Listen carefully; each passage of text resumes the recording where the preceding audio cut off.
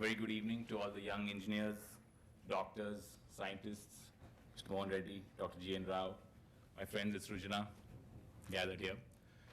I represent Engineering Staff College of India, fondly known as ESCI. ESCI was established in 1981 with the blessings of N.T. Rama Rao.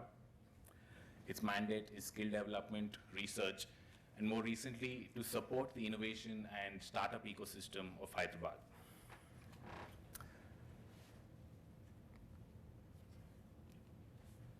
Today, I stand before you not as an engineer or a technocrat, but as a citizen who's keen to contribute to nation building by understanding the needs of India's rural communities.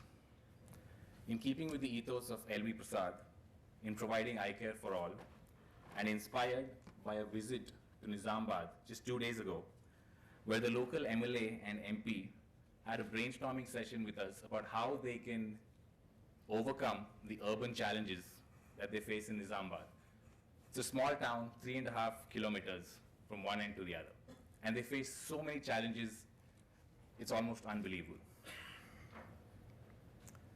Now, innovation for rural India needs to be guided by the needs of the community in rural India, all right? People go crazy talking about aesthetics anywhere in the world, any hackathon, any workshop. Rural Indian citizens don't give two hoots about aesthetics, okay? Aesthetics or aesthetically pleasing devices, systems, they intimidate these people. They stay away from them. So I wanted to stress on that simply because of the amount of design-led focus that's been going on in all these workshops and hackathons. Visit any place in rural India and you will find problems that are ubiquitous across the nation. There are problems connected to sanitation, water supply, power outages, lack of roads and infrastructure, ill health and malnutrition, and lack of governance due to multiple factors. We as the more informed and younger generation can use our mental faculties, our preparation, our technologies, our knowledge, our wealth, and address the deficiencies that I just mentioned. All right? Let me give you an example.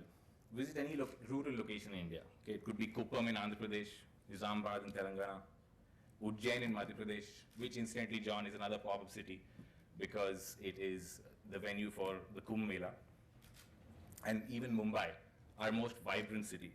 You will see hills, and these hills are made of trash. Okay? This collection of waste leads to an increase in all kinds of issues. The number of stray animals leads to disease, lake pollution, spoiling the ambience because of all this deterioration and rot. Okay?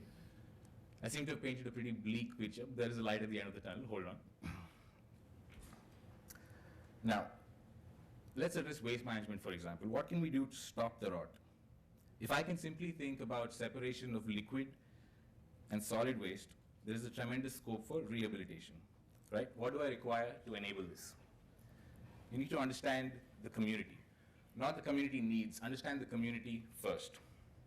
They know a lot more about their situation than you do. You need to be committed to the cause of the problem that you're trying to solve.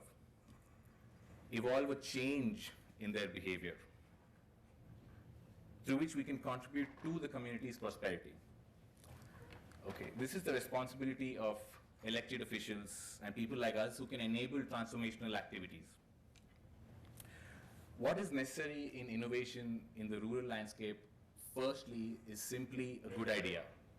The fundamental innovation is a good idea.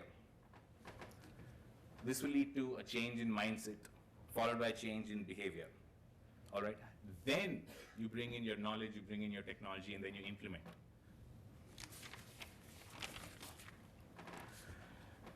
Some of you might be thinking this is easily said.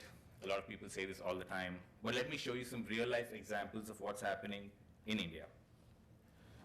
This is Protoprint, started by, incidentally, he's an MIT grad. His name is Siddhant Pai from Pune.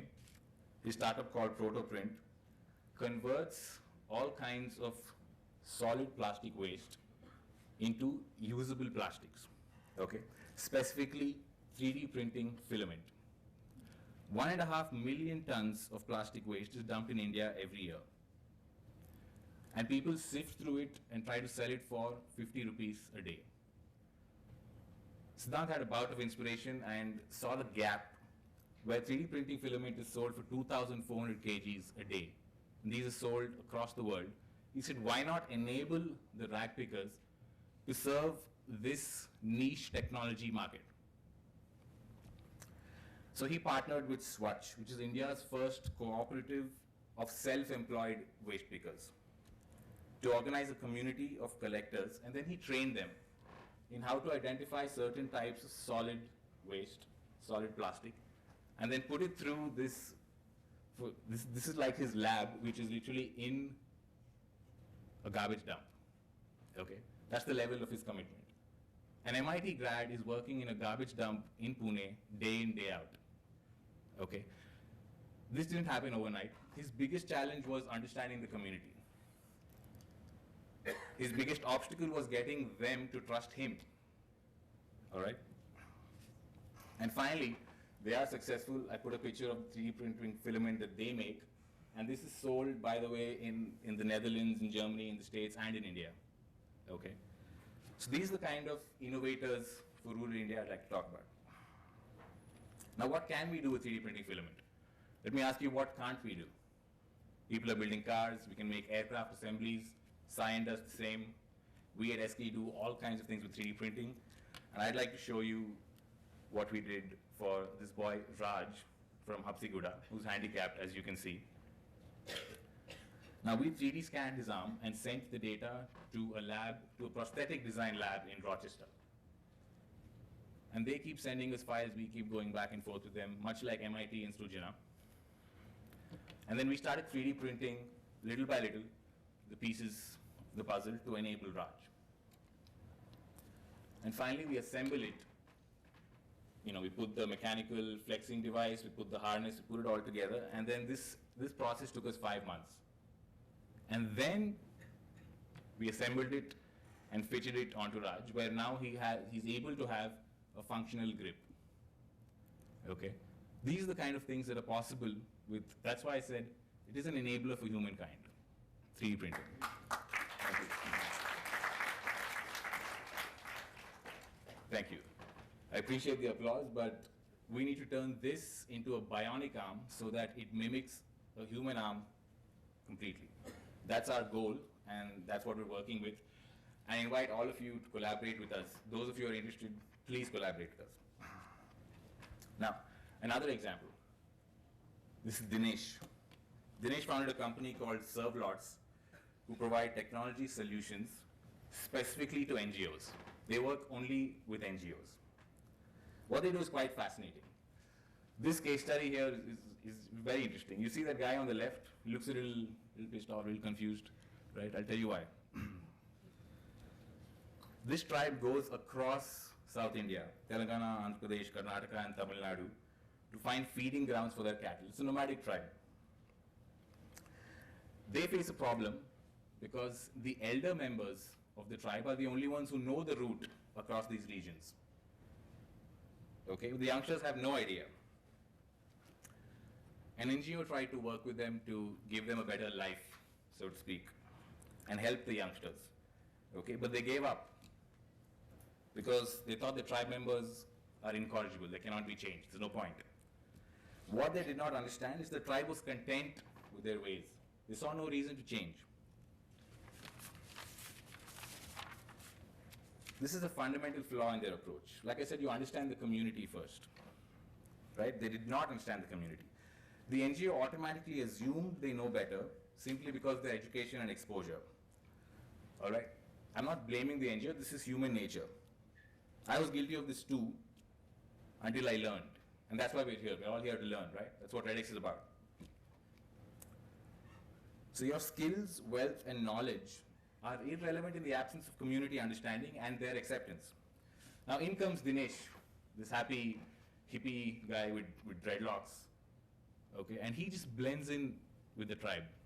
The NGO is just stunned. He blends in, he lives with them, he spends a lot of time with them, and then he understood their lifestyle. Now he noticed that a lot of the younger members of the tribe use Android phones. They were only being used for two things, communication and entertainment.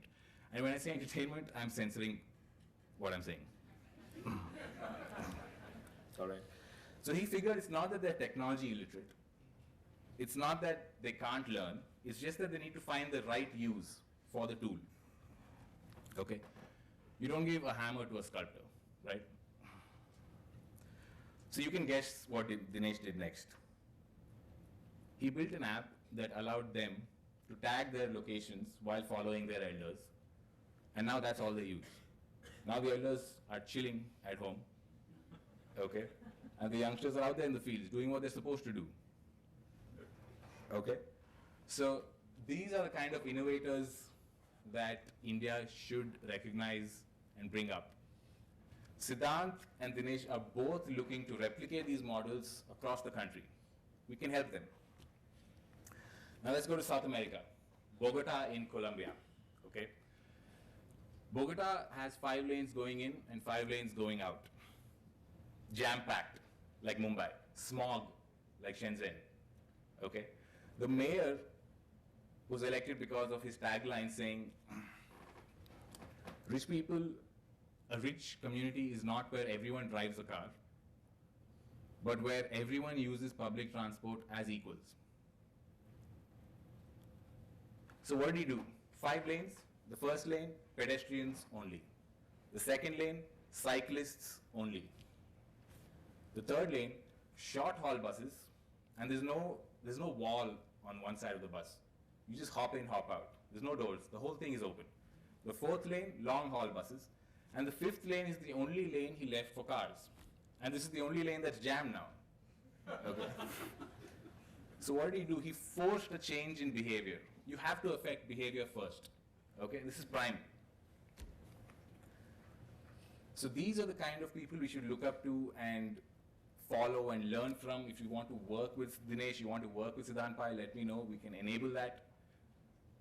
It's not just about technology or high tech. 3D printing can be used for absolutely anything, I agree. There's a company in Bangalore that is 3D printing combustion chambers for HAL out of titanium. Okay. On the other hand, we see Siddhant Pai making filament for rural India or enabling rural communities. These are just a few of the many examples of simple innovation that are available across the country. I'm sure you've heard of many others, and I look forward to you all to innovate. And this is your playing field. There's never been a more positive government vibe, all right? Make in India, make in Telangana, make in Andhra, make in Kerala. Everybody's talking about this. Seize the movement and just start making. Thank you so much. I look forward to your endeavors.